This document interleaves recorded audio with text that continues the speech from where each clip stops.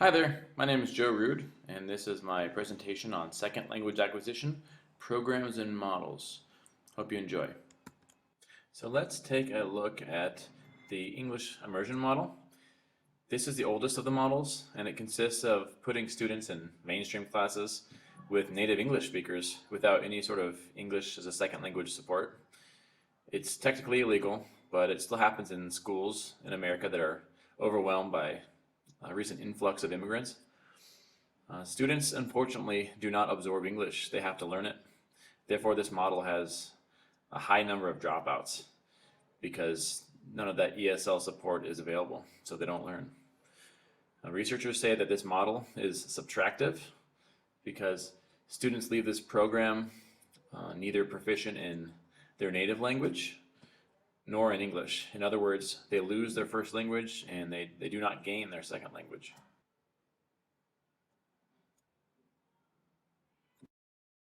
Next, let's take a look at structured English immersion programs in California and Arizona. Recently, voters passed a bilingual ban or English-only education. Under this model, students are only taught in English. Teachers are trained special strategies to teach non-English speaking students.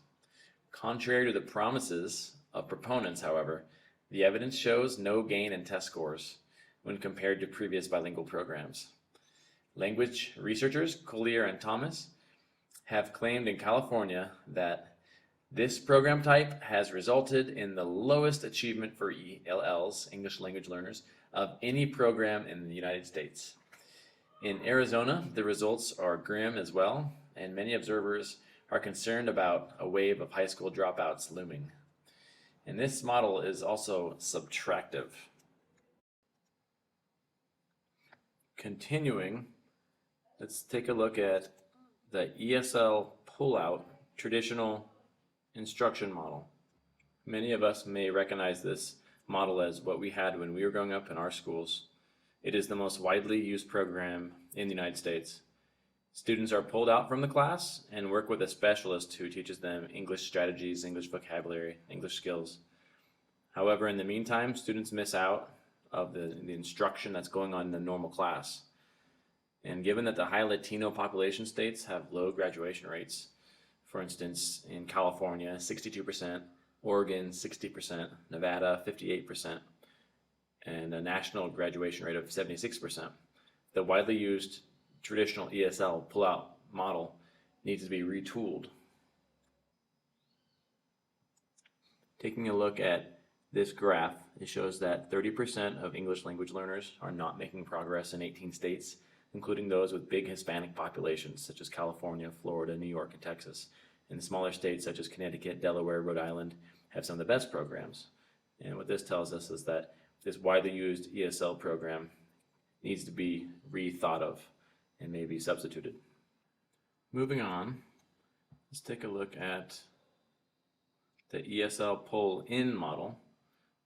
I feel this is a newer model.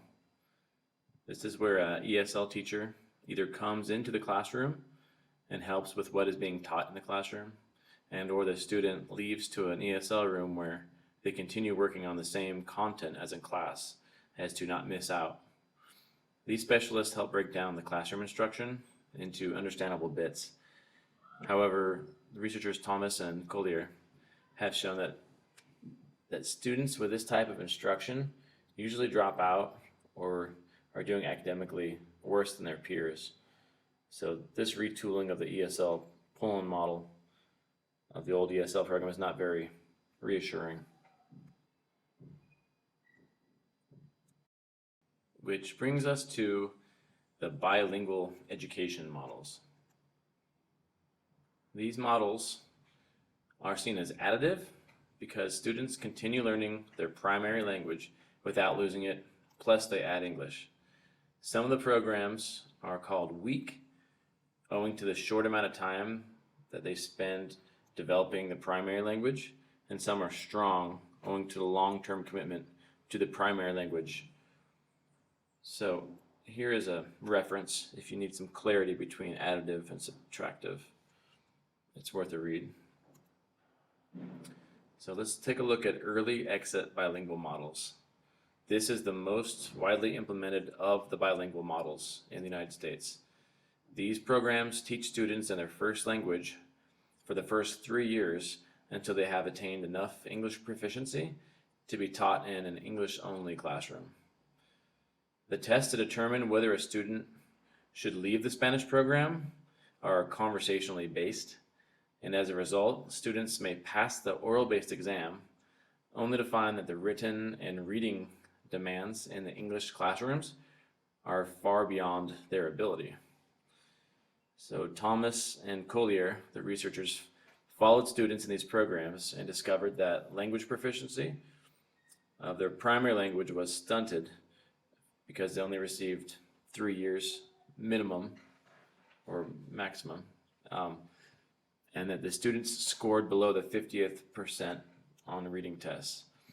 This is a weak program because it does not develop their primary language. Another bilingual model is called the late exit bilingual model.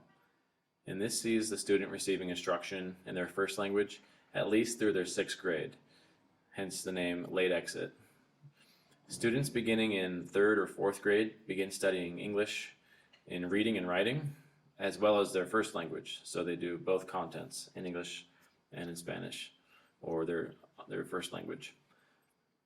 Research has shown that students in late exit programs score better than their peers in the ESL pull-out, pull-in, or just the English immersion models. They score better in math and reading. The drawback of the late exit model is that the ELs are segregated into one classroom, or they're just segregated from the rest of the native English speakers, which is a problem because it reduces the amount that they're able to come in contact with native English speakers. Taking a look at this graph shows us how a new school would implement a late exit program.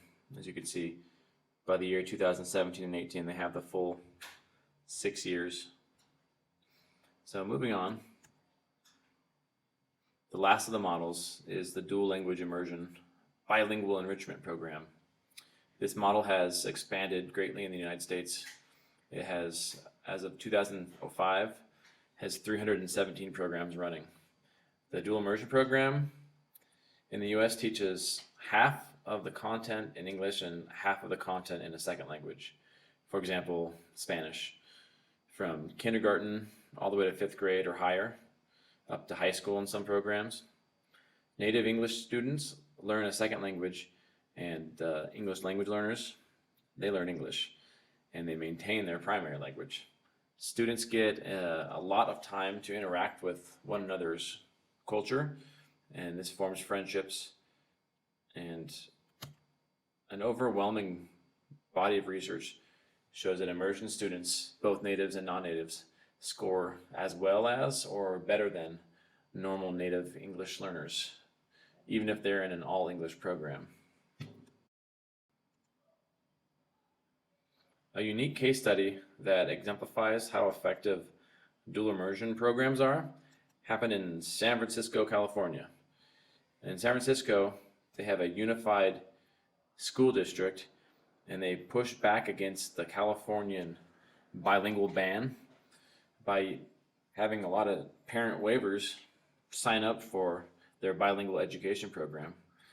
So pretty much the students were reinstated in these bilingual programs.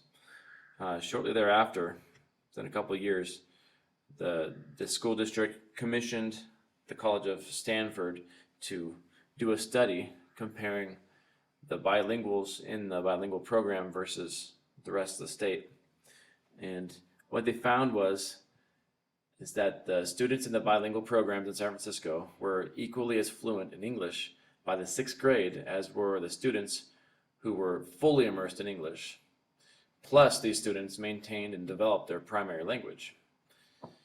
And what is more is that this bilingual program in San Francisco also had a 6% higher graduation rate than the rest of California.